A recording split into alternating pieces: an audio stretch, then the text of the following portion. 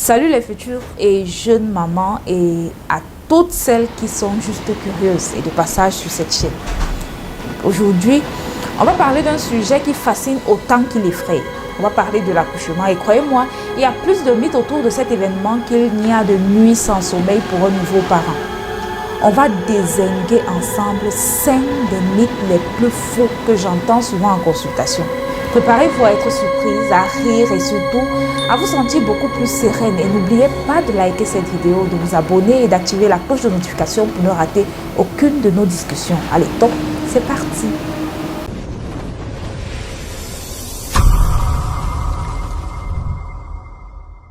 Alors, le mythe numéro 1, c'est que l'accouchement, c'est comme dans les films.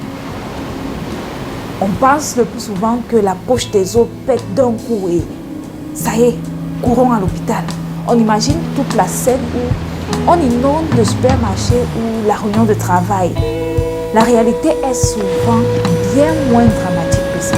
Et c'est tant mieux pour nos pantalons, bien sûr.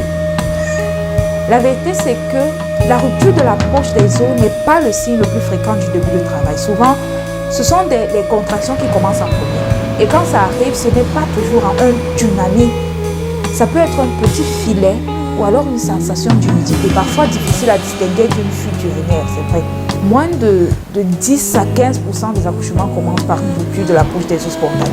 Dans tous les cas, si vous avez un doute, appelez votre maternité ou votre sage-femme. On est là pour ça. Alors le mythe numéro 2, généralement on pense qu'il faut pousser le plus fort possible, le plus longtemps possible. On nous montre souvent des images de femmes qui hurlent et qui poussent à s'en faire éclater les veines. C'est épuisant rien que d'y penser non plus. La vérité, c'est que la poussée n'est pas une question de force brute, mais une question de technique et de coordination avec les contractions. On parle souvent de poussée physiologique. Laissez votre corps faire le travail. Poussez quand vous en ressentez le besoin irrésistible et non sur commande ou en apnée forcée. Une bonne poussée, c'est une poussée efficace qui aide le bébé à descendre en douceur. Votre sage-femme va vous aider. On vous dira quand et comment bien pousser. Laissez-vous porter par les sensations de votre corps et écoutez tout simplement les conseils de cette sage-femme-là. C'est un travail d'équipe. Avec votre bébé et avec l'équipe soignante, c'est magique de voir cette synergie, je vous assure. Le troisième mythe, c'est que l'épisiotomie est systématique et obligatoire pour le premier accouchement. C'est une peur très répandue et je comprends pourquoi. On entend souvent que c'est une coupe inévitable, surtout quand on est premier part. C'est fort. L'épisiotomie n'est pas systématique. Les recommandations ont changé. Et l'objectif est de la limiter au maximum. Elle est pratiquée uniquement si nécessaire pour protéger la maman ou le bébé. Par exemple, en cas de souffrance fœtale, l'utilisation d'instruments tels que la ventouse, les forceps ou alors si le périnée risque une déchirure plus grave. On privilégie désormais au maximum le respect du périnée et les déchirures naturelles qui cicatrisent mieux. Je vous conseille d'en discuter avec votre sage-femme pendant la grossesse. Préparer votre périnée avec des massages peut aussi vous aider. Et faites confiance à l'équipe qui est formée pour évaluer au mieux la situation. Votre corps est incroyable et souvent, il fait le travail tout seul, sans besoin d'intervention. On est là pour vous accompagner, pas pour le booster.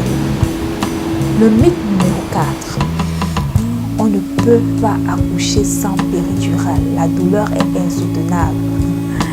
La peur de la douleur, c'est légitime. Et l'image de l'accouchement sans péridurale est souvent associée à une souffrance extrême. La vérité, c'est que la péridurale est une aide précieuse et un droit pour toutes les femmes qui le souhaitent, mais elle n'est pas obligatoire.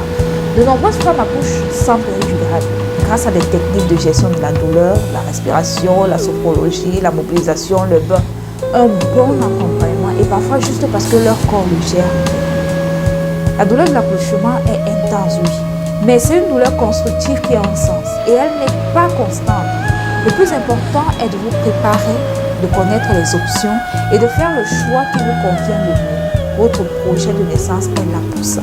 Et oui, on survit. J'en suis la preuve vivante. Enfin, pas moi personnellement, hein, mais j'ai vu des milliers de femmes le faire avec brio. Le mythe numéro 5. Une fois le bébé sorti, le travail est fini et tout est rose. Ah, la scène finale du film. Bébé sur la poitrine, tout le monde pleure de joie, générique de fleurs, et la maman est fraîche comme une rose. La vérité, le travail n'est pas fini. Il reste la délivrance, qui est l'expulsion du placenta, puis la phase du postpartum immédiat. Le postpartum est une période de grands changements physiques et émotionnels. La descente de lait, les tranchées qui sont les contractions utérines post-accouchement, la fatigue, le baby blues, ce n'est pas toujours tout rose et c'est normal. On peut ressentir une myriade d'émotions. Je vous conseille de vous préparer au postpartum autant qu'à l'accouchement. N'hésitez pas à demander de l'aide, à parler de ce que vous ressentez. Votre sage-femme sera aussi là pour vous accompagner après la naissance. C'est une nouvelle naissance, celle d'une maman, et elle mérite tout autant d'attention et de douceur. Voilà mes amours, les 5 mythes les plus fous sur l'accouchement. J'espère que cette vidéo vous a éclairé, vous a rassuré et pourquoi pas vous a fait sourire. Rappelez-vous, votre corps est fait pour ça et vous êtes entouré de professionnels qui sont là pour vous soutenir à chaque étape.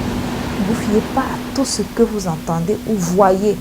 Informez-vous auprès des sources fiables comme des professionnels de santé. Alors, dis-moi quel mythe t'a le plus étonné. Et si tu as d'autres questions ou alors d'autres mythes à démystifier, n'hésite surtout pas.